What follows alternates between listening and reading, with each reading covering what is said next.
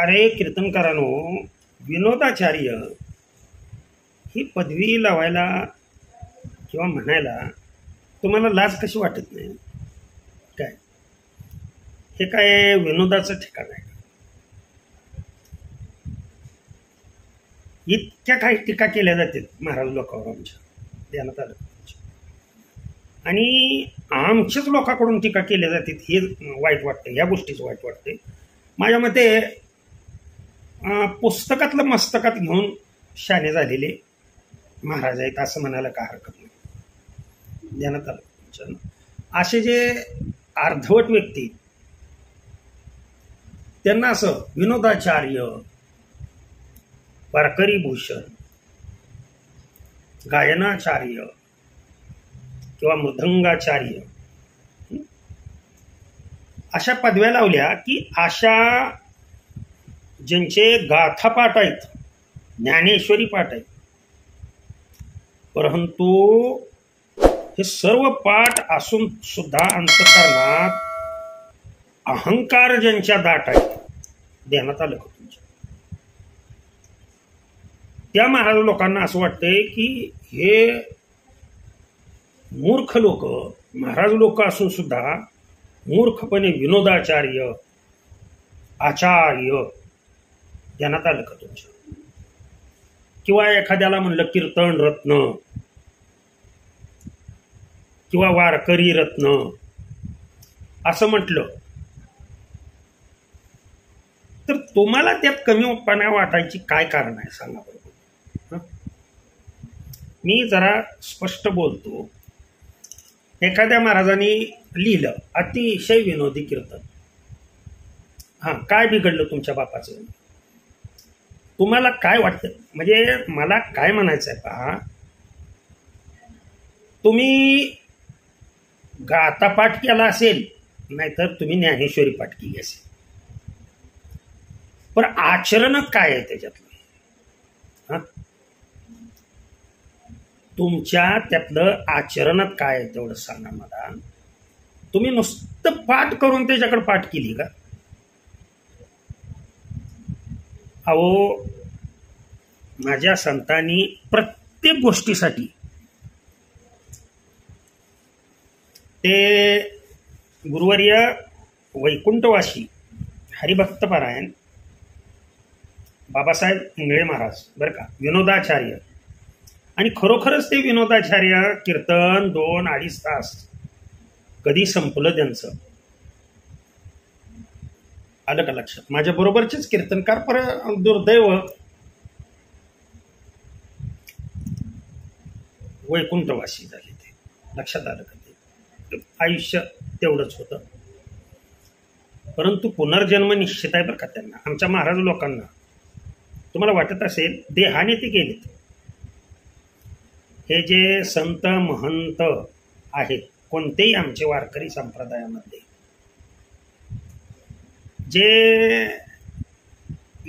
या वारकरी संप्रदायाशी कुणाचाही काहीही संबंध नाही असे बावळट सरळ कीर्तनकारांना, अरे तुम्ही हेच का लावता, तुम्ही तेच का लावता? अरे आम्ही कधी तुम्हाला विचारतो का तुम्ही दारू पिताना तोंड वाकड का करता? दारू पिल्यावर थुकत का बाहेर येता? आमच्या वारकरी संप्रदायातलं तुम्हाला काय माहिती?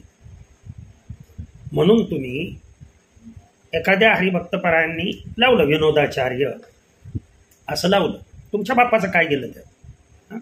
बरं, हे काय फुकट लावतात का?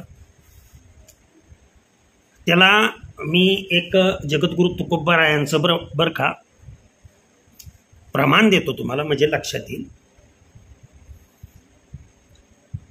हसोरुसो आता वाढवू आवडी, अंतरीची गोडी आविटते, अंतरीची गोडी आविटते, सेवा सुखे करो विनोद वचन. कळतं का मी काय म्हणतो? कळतं का? सेवा सुखे करू विनोद वचन. कुणाबरोबर? हे विनोद तुम्हाला वाटत असेल की तुमच्या बरोबर त्यांचे विनोद चाललेत म्हणून. मूर्ख आहात तुम्ही.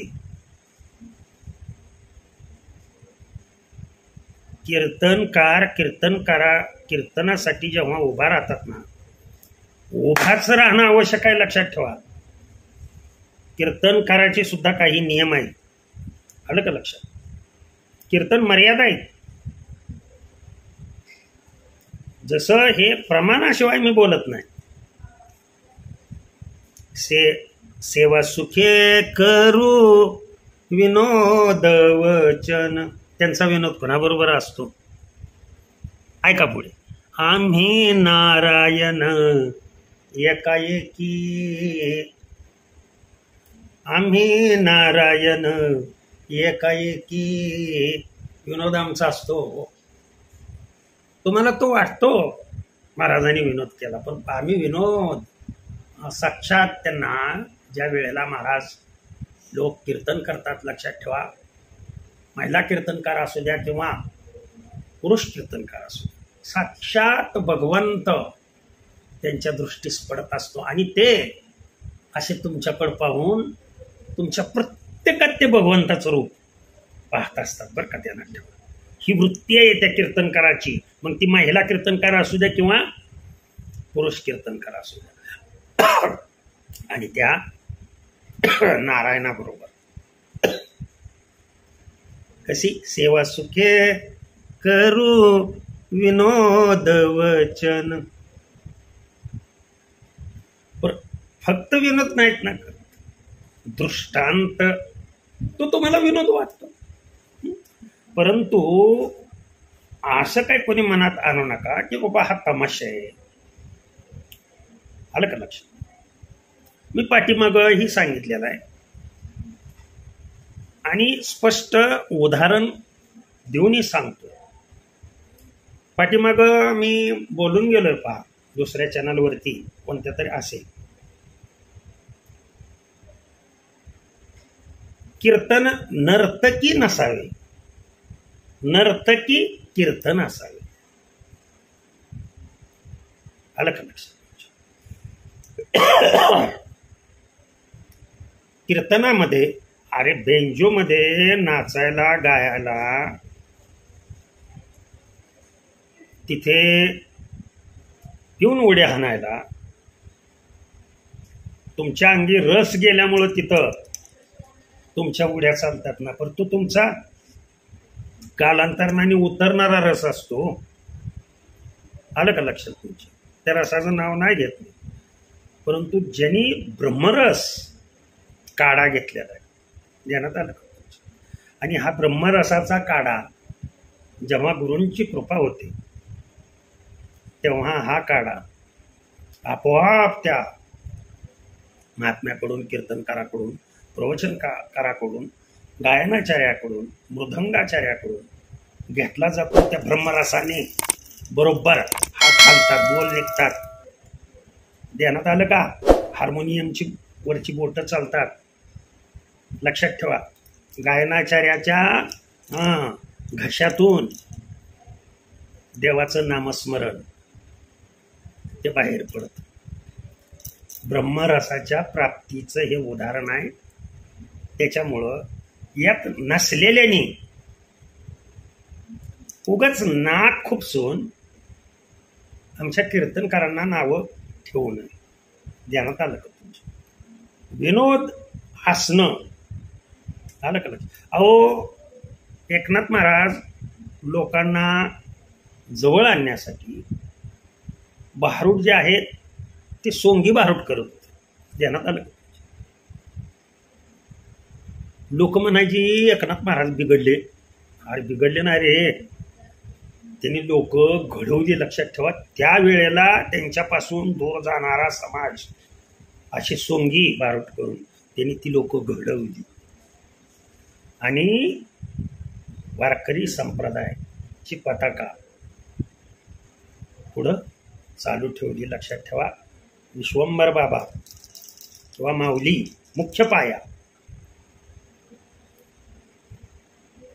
एकनाथ महाराज त्यांचाच अवतार आहे, माऊलींचाच अवतार आहे ना. आलं का लक्षात? शांती ब्रह्म म्हणतात त्यांना. हे प्रमाण मी सांगितलं तुम्हाला, जगद्गुरूंचं प्रमाण सांगितलं. लक्षात आलं? जगद्गुरू नाही बरं का, जगद्गुरू वेगळे, जगद्गुरू म्हणतो दोनच आहेत, एकूण 3 आहेत.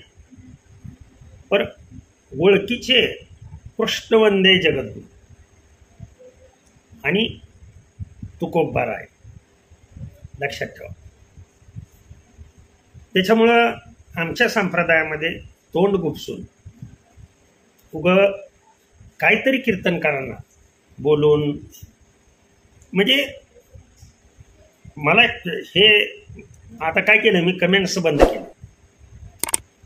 मग मला हे अशा हलकट माणसांचे जे धर्माच्या गप्पा मारते ध्यानात आलं का तुमच्या, वारकरी संप्रदायाला नाव ठेवते, त्यांचे फोन येतात ना. मग आता कुठल्या धर्माचं मी नाव घेत नाही, ज्याला धर्म काय हेच ज्याला माहित नाही, त्याला धर्म काय सांगावा. जाऊ द्या. रामकृष्ण हरी, विठ्ठल केशवा. झालेली सेवा तुम्हा सर्वांच्या चरणी अर्पण करतो, सेवेला पूर्णविराम देतो.